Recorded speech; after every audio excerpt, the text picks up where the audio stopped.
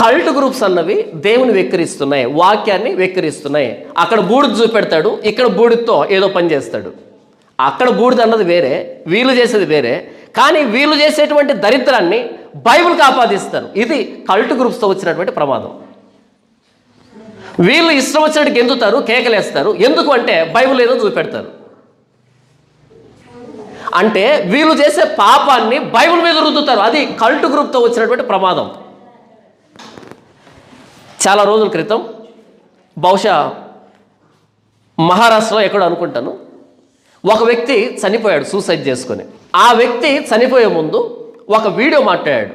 నేను ఎందుకు చచ్చిపోతున్నానంటే పలానా వ్యక్తి నన్ను ఇలా ఇబ్బంది పెట్టాడు, పలానా వ్యక్తి నన్ను ఇలా ఇబ్బంది పెట్టాడు అని వాళ్ళ పేర్లు చెప్పి, ఎలా ఇబ్బంది పెట్టారో చెప్పి, నేను చచ్చిపోవడానికి కారణం వీళ్ళే అని వీడియో మాట్లాడి ఆ వీడియోని అందరికి పంపించి సోషల్ మీడియాలో పెట్టి తర్వాత సూసైడ్ చేసుకుని చచ్చిపోయాడు. గవర్నమెంట్కి అభ్యర్థిస్తూ నేను చచ్చిపోయిన తర్వాత నా మరణానికి న్యాయం చేయండి, వీళ్ళ వల్లే నేను చచ్చిపోతున్నానని పేర్లు పెట్టి అడ్రస్లు చెప్పి చచ్చిపోయాడు ఆ వ్యక్తి. చనిపోయిన తర్వాత కోర్టు ఏమని తీర్పిచ్చిందంటే సరైన సాక్ష్యాధారాలు లేని కారణం చేత ఈ కేసును కొట్టివేస్తున్నాం అని. ఇంకొకసారి చెప్తే చాలా జాగ్రత్త వినండి. ఒక వ్యక్తి చనిపోయే ముందు ఒక వీడియో మాట్లాడి నా మరణానికి కారణం వీళ్ళు, నన్ను ఇలా వేధించారు, ఇలా హింసించారని స్పష్టంగా చెప్పి చనిపోతే తర్వాత కోర్టు ఇచ్చిన తీర్పు సరైన ఆధారాలు లేవు కాబట్టి, సాక్ష్యాధారాలు లేవు కాబట్టి కేసుని కొట్టివేస్తున్నాము. అది వినగా నాకు ఆశ్చర్యం అనిపించింది. ఇంకేం ఆధారాలు కావాలి? నా చావుకి నాకు మించిన ఆధారం కావాలనా? నేను ఎందుకు చచ్చిపోతున్నానో నాకు మించి ఎవరైనా చెప్పగలరా?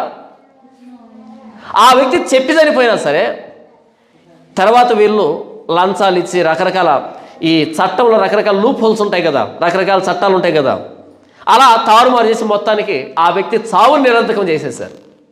న్యాయం జరగలే. చాలా బాధ అనిపించింది. ఇదేంట్రా, ఒక వ్యక్తి చనిపోయేటప్పుడు వీడియో మాట్లాడి ఇందుకు చచ్చిపోతానని చెప్పినా సరే సాక్ష్యాధారం లేవంటే ఇక ఏ సాక్ష్యాధారం కావాలి?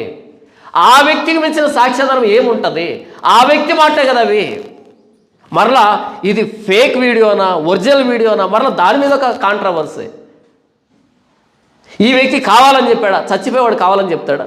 చచ్చిపోయేవాడు ఇంకేదైనా సాధించాలనుకుంటాడా? అలా ఆ వ్యక్తి మరణాన్ని నిరర్థకం చేశారు. నాకు చాలా బాధ అనిపించింది. మీకేమనిపించింది? ఇలాగే జరగాలి వీడికి అనిపించిందా? నాకైతే బాధ అనిపించింది. అరే, ఈ వ్యక్తి చనిపోయినా సరే న్యాయం జరగలేదే, చెప్పినా సరే న్యాయం జరగలేదు అనిపించింది. ఓకే, ఆ వ్యక్తి సావు ముగింపు మాటలకి న్యాయం జరగలే, ఓకే, మనిషి కదా, ఏం జరుగుతుంది. కానీ ప్రభు అయిన యేసుక్రీస్తు వారు స్వయంగా చెప్పాడు. ఆయన మాటలకి మన క్రైస్తవ్యంలో న్యాయం జరగకపోతే ఇక మనం క్రైస్తవులు ఎలా అవుతాం?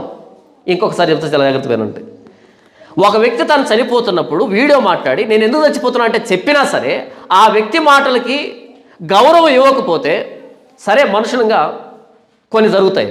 కానీ ప్రభు అయిన యేసుక్రీస్తు వారు, మన కోసం ప్రాణం పెట్టిన ప్రభు అయిన యేసుక్రీస్తు వారు స్పష్టంగా చెప్పిన తర్వాత కూడా ఆ మాటలు మన జీవితంలో నెరవేరకపోతే, మనం గౌరవించకపోతే మనం క్రైస్తవులు ఎలా అవుతాం?